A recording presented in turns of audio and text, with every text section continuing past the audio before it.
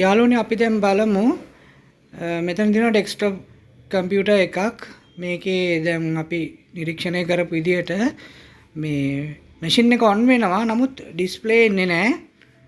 අපි බලමු ඒක. මෙතන පවර් ස්විච් එක ඔන් කරලා අපිට පේන ඇති පවර් LED එක දැල් වෙනවා. ෆෑන් එහෙම කරකිනවා.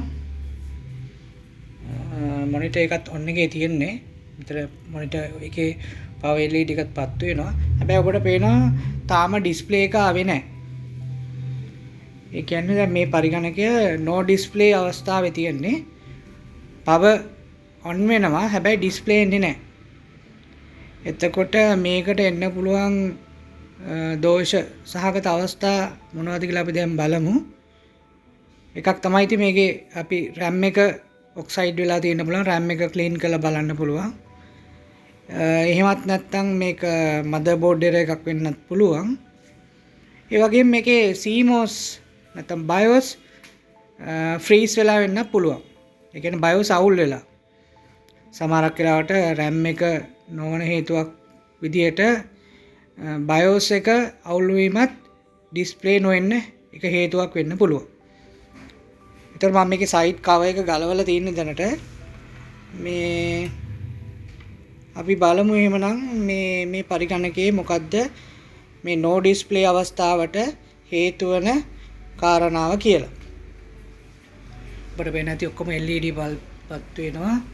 ෆෑන් එහෙම වැඩ කරන ඔක්කොම ඉතින් පවර් එනවා. නමුත් ඩිස්ප්ලේ එන්නේ නැහැ. අපි බලමු මේකට මොකද්ද අපිට ගන්න පුළුවන් විසඳුම කියලා. ඊට කලින් මම මෙතන ස්විච් එක ප්‍රෙස් කරලා ආපහු මැෂින් එක ඔෆ් කරා.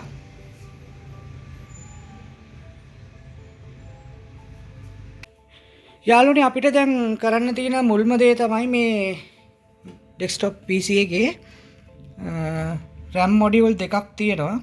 අපිට පහසුවෙන්ම කරන්න පුළුවන් දේ තමයි මේ RAM මොඩියුල් දෙක ගලවලා ක්ලීන් කරලා බලන්න පුළුවන්. ඊට පස්සේ ඒක හරි ගියේ නැත්නම් අපි අනිත් දේවල් චෙක් කරන්න පුළුවන්. මම මේකේ පොඩ්ඩක් පවර් කේබල් එකක් ගලවලා දානවා.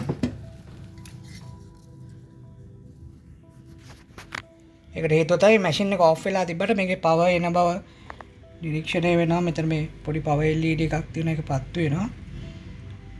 ඒකත් අපිට ඒ පවර් සප්ලයි එකත් අයින් කරගන්න පුළුවන්. and then power LED එක off වුණා. මේ power cable එක ගැලවුණා. එතකොට අපි දැන් බලමු මේකේ RAM module දෙක ගලවලා clean කරගෙන බලමු. ඔන්න පළවෙනි RAM module එක, මේ දෙවෙනි RAM module එක. මේකේ RAM module දෙකක් සම්බන්ධ කරලා තියෙනවා. අපි දැන් මේ දෙක පොඩ්ඩක් මේකේ තියෙන මේ පින්ස් ටික ක්ලියර් කරලා බලමු.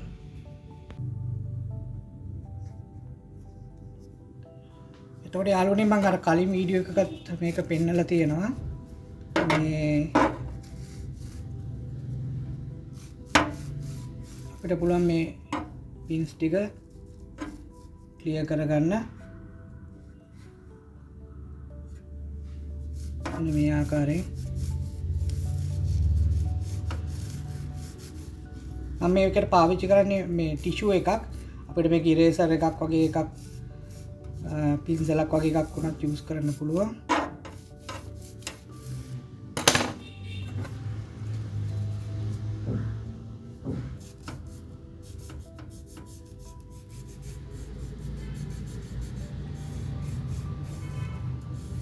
මේ ආකාරයෙන් අපිට පුළුවන් RAM මොඩියුල් දෙකම ක්ලීන් කරගන්න.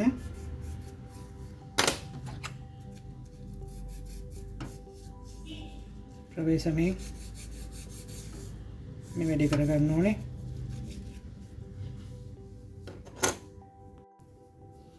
ඊට අමතරව අපි මේ motherboard එකේ RAM slots දෙකත් පොඩි පින්සලක් අරගෙන පොඩ්ඩක් ක්ලියර් කරගමු. මොනවාරි ඩස්ට් එක තියෙනවා නම් ඒවා ඉවත් වෙන්න. අපි RAM module දෙක ක්ලීන් කරගත්තා. දැන් RAM module දෙක motherboard එකට සම්බන්ධ වෙන RAM slots ඒවත් පොඩ්ඩක් ක්ලීන් කරගන්නවා පින්සලක් ආධාරයෙන්.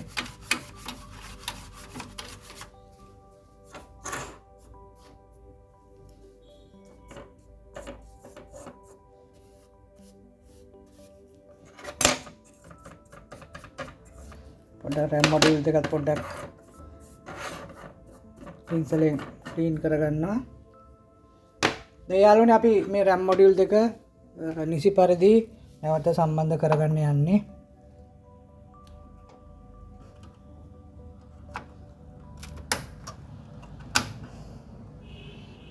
මම හිතන්නේ ඔබ දන්නවා ඇති RAM module එකක් සම්බන්ධ කරගන්න ආකාරය. මේක අර කට්ටේ හරියට RAM slot එකත් එක්ක ලයින් වෙනවාද කියලා බලලා තමයි අපි මේක පහළට තද කරන්න ඕනේ. වැරදි පැත්ත එහෙම තියලා තද කරන්න එපා. එතකොට RAM module එකයි motherboard එකයි දෙකම damage වෙන්න පුළුවන්. එතකොට අපි දැන් මේ RAM module දෙක සම්බන්ධ කරගත්තා. අපි නැවත වරක් check කරගත්තා කොහොමද කියලා. දැන් අපි power cable එක නැවත power supply unit එකට සම්බන්ධ කරගන්නවා.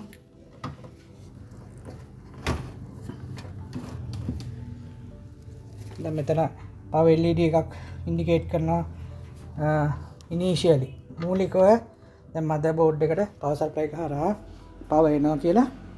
අපි බලමු දැන් power switch එක on කරලා display එනවාද කියලා.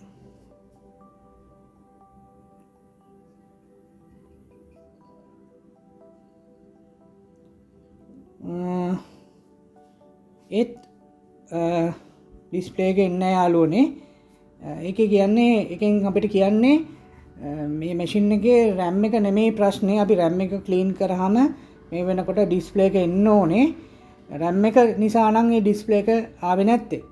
නමුත් මේකේ දැන් power LED එක ඔබට පේනවා ඇති දැල් වෙනවා. නමුත් ෆෑන් එහෙම කරකිනවා. කියන්නේ power එනවා. නමුත් වෙන හේතුවක් නිසා තමයි මේ ඩිස්ප්ලේ එන්නේ නැත්තේ. දැන් අපි නැවත මෙතන ස්විච් එක power off කරා.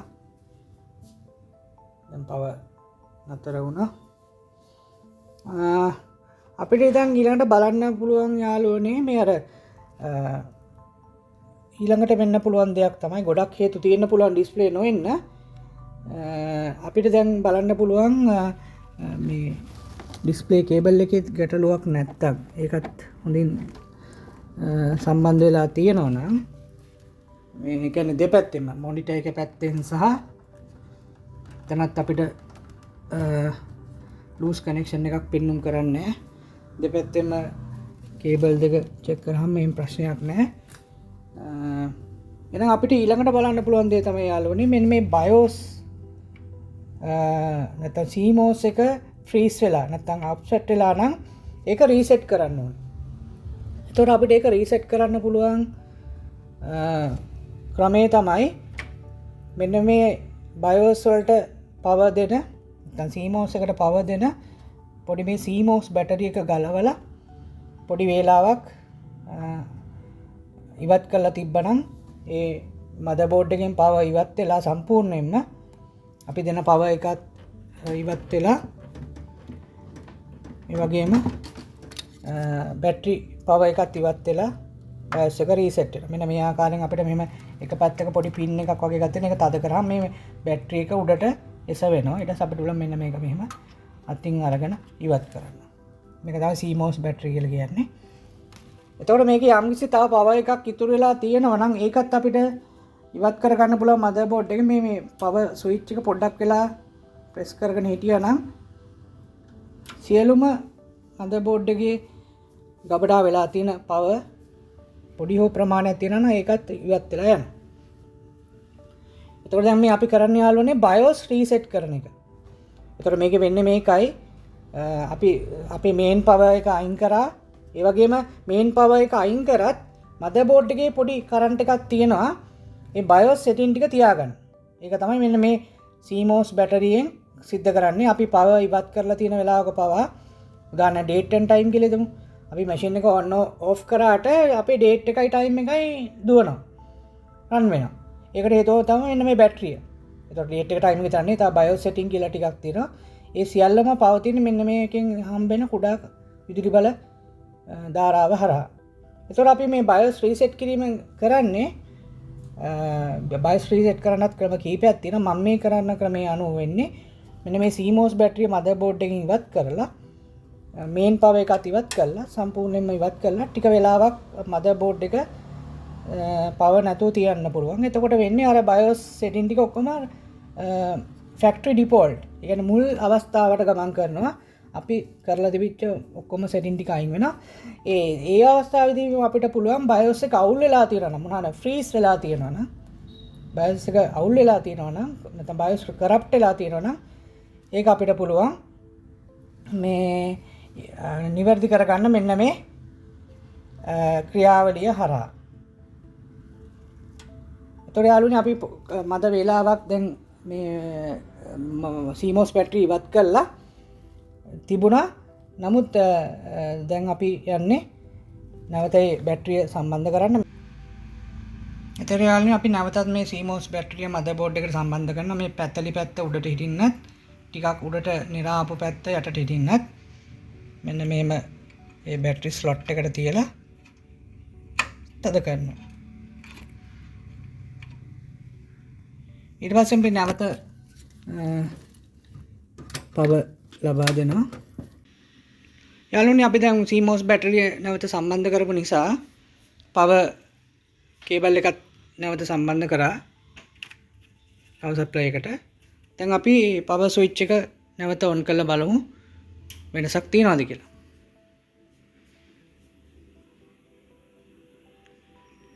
ඔව් යාළුවනේ අපේ උත්සාහය සාර්ථකයි. ඒ කියන්නේ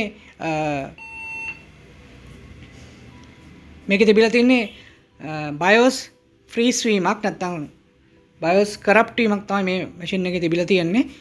එතකොට අපි CMOS battery එක ගලවලා power සම්පූර්ණයෙන්ම motherboard එකකින් ඉවත් කරා. ඒ නිසා දැන් නැවත අර BIOS reset වෙලා කියලා අපිට message එකක් එවනවා. ඒ ගැටලුවක් නෑ. මේක F1 press කරලා අපිට ඉස්සරහට යන්න පුළුවන්. ඒ වගේම දැන් අර date and time එකම නැවත සකස් කරන්න ඕනේ. ඒක තමයි මේ message එකෙන් කියන්නේ යා. මෙන්න මේ ආකාරයේ message එකක් එනවා. අර BIOS setting invalid නැත්නම් reset වෙලා කියලා කියන්නේ. එතකොට දැන් මේකේ අර BIOS freeze වෙලා නිසා තමයි display එක ඇවිල්ලා නැත්තේ. එතකොට අපි RAM එක clean කරා. ඒකෙන් අපිට ප්‍රයෝජනයක් හම්බුන්නේ නැහැ. display එක ආවේ නැහැ. නමුත් අපි දැන් BIOS reset කරායින් පස්සේ CMOS battery එක ගලවලා reset කරායින් පස්සේ නැවත display එනවා. අපි CMOS setup එක පස්සේ හදන්න පුළුවන් අපිට. date and time අපි F1 press කරලා බලමු මේ keyboard එකේ මේ ඉස්සරහට යනවද කියලා. මම හිතන්නේ ගැටලුවක් වෙන්න විදියක් නැහැ. ඉස්සරහට යයි.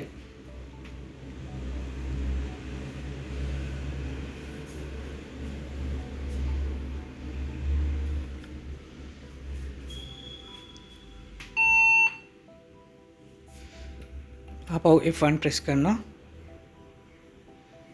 ඔයාලුනේ අපිට Windows load වෙනවා දැන්. ඒ කියන්නේ display එනවා. එතකොට මේක ඉතා වැදගත් අවස්ථාවක් ඔබට. මම කලින් වීඩියෝ එකකත් කියලා දුන්නා ඔයගලන්ට RAM එක clean කරායින් පස්සේ display ආපු නැති machine එකක ඒක එන බව display ගන්න පුළුවන් කියලා. එතකොට මේකෙදී ප්‍රතිකර්මය අපිට නිවැරදි කරගන්න බැරි වුණා RAM එක clean කරලා. එහෙම නැත්නම් ඒ දෝෂය නිවැරදි කරගන්න බැරි වුණා. නමුත් මේ අවස්ථාවේ අපිට display එක නැවත ගන්න පුළුවන් උනේ BIOS reset කරලා. බැටරිය ගලවලා. එතකොට මේකත් ඔබට ඉතාම වැදගත් අවස්ථාවක්. ඔබේ පරිගණකයත් මේ ආකාරයෙන් display නැති අවස්ථාවක් ආවොත් ඔබට පුළුවන් මුලින්ම RAM එක clean කරලා බලන්න. ඊට පස්සේ මං කරා වගේ ඔබට තව පුළුවන් ඕනනම් VGA cable එකත් check කරලා බලන්න. VGA cable එක මේ පරිගණකයේ දෙසෙන් සහ monitor එක පැත්තෙන් නිවැරදිව සම්බන්ධ වෙලාද කියලා. ඒ වගේම ඕනනම් අපිට තවත් VGA cable එකක් එහෙම අමතරව තියෙනවා නම් තව වෙන VGA cable එකකුත් ගහලා බලන්න පුළුවන්. cable එක අවුල් තියලා ඇත්තට ගොඩක් වෙලා cable එක අවුල් යන්න පුළුවන්. නමුත් ඒක ටිකක් විරල අවස්ථාවක්. cable එක එහෙම මුකුත් ප්‍රශ්නයක් වුණ නැත්නම් කියන්නේ නැවිලා එහෙට මෙහෙට වැදිලා එහෙම මුකුත් වුණ නැත්නම් cable එකක් සාමාන්‍යයෙන් එහෙම වෙන්න තියෙන ඉඩකට අඩුයි.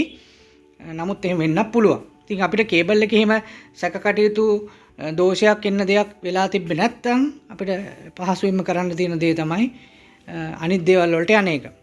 එතන මේක VGA ප්‍රශ්නයක්ද කියලා අපිට චෙක් කරන්න වෙනවා. අදිසියවත් මේ BIOS රීසෙට් කරායින් පස්සේ පවා ඩිස්ප්ලේ ආවේ නැත්නම් අපිට ඊළඟ පියවර වලට යන්න වෙනවා. ඉතින් යාළුවනේ මම අද විශ්වාස කරනවා ඔයගලන්ට වැදගත් වෙන්න ඇති කියලා මේ වීඩියෝ එක ඩිස්ප්ලේ එන්නේ නැති අවස්ථා අතරේ BIOS ෆ්‍රීස් වීම නැත්නම් BIOS කරප්ට් වීම හරහා ඩිස්ප්ලේ එන්නේ නැති වෙන්න පුළුවන්. ඉතින් එහෙමත් වෙන්න පුළුවන් බව ඔබ මේ උදාහරණය තුලින් දකින්න ඇති. ඉතින් මේක ඔයගොල්ලෝ මතක තියාගන්න. මේක බොහොම පහසුවෙන් අපිට කරගන්න පුළුවන් දෙයක්. වැඩි අමාරු දෙයක් නෙමෙයි. ඉදිර ඉඳලම අපිට මේ දෝෂේ අපේ පරිගණකේ නිවැරදි කරගන්න පුළුවන්. ඉතින් යාළුවනේ මම විශ්වාස කරනවා අද දවසේ මේ මම ගෙන ආපු වීඩියෝ එක ඔයගලන්ට වැදගත් වෙන්න ඇති කියලා. BIOS රීසෙට් කරලා කොහොමද ඩිස්ප්ලේ නැවත ලබා ගන්න කියන එක ඔයගලන්ට තේරුම් ගන්න. ඉතින් නැවත දවසක මේ වගේ ඔයගලන්ට වැදගත් වීඩියෝ එකක් අරගෙන හමු වෙනතුරු අද දවසට මම මේ වීඩියෝ එකෙන් සමු ගන්නවා. මගේ වීඩියෝ එක නරඹපු ඔයගොල්ලෝ සියලු දෙනාටම ස්තුතිවන්ත වෙනවා.